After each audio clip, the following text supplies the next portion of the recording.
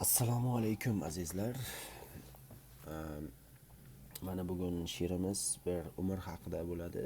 O'zi asosan men she'rlarim ko'pincha ko'p narsa haqida emas. Masalan, bir 3 ta 4 ta bir mavzu bo'lsa, ular shular orasida aylanaveradi baribir, chunki ko'p narsa yo'q. Masalan, eng ulug' tuyg'ular, masalan, muhabbat, ya'ni hamma narsaga nisbatan bo'lgan muhabbat va vatan tuyg'usi va ota-ona va yana ba'zi bir tuyg'ular bo'lishi mumkin, lekin hamma narsa shular atrofida aylanaveradi baribir. Hayot masalanda. Shuning uchun bugungi she'rimiz bir Abdulla Oripovning bir ancha oldin yozilgan, lekin Abdulla Oripov ajoyib shoirlarimizdan biri bo'lgan. Buni bilamiz. Joylari jannatda bo'lsin, oxiratlari obod bo'lsin.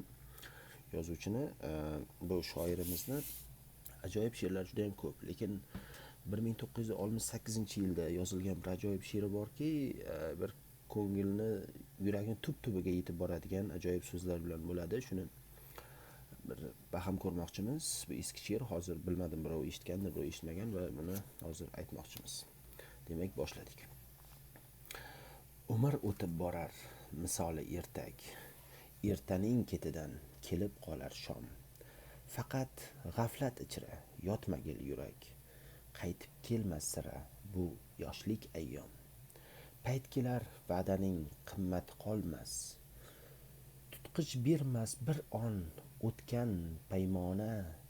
O'tgan bir oningni qaytara olmas. Na afsus, na ko'z yosh va na bahona.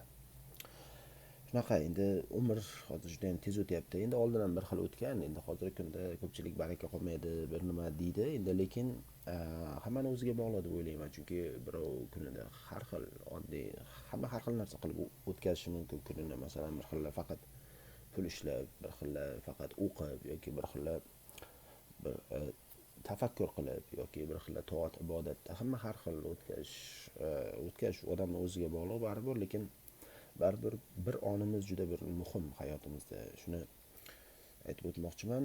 Uni bir onni hech narsa bilan qaytarib bo'lmaydi. Shuning uchun bir foydali narsa, bir nimalar qilib olsak, nasib bo'lsa yaxshi bo'ladi. E'tiboringiz uchun katta rahmat. Sog' bo'lasizlar.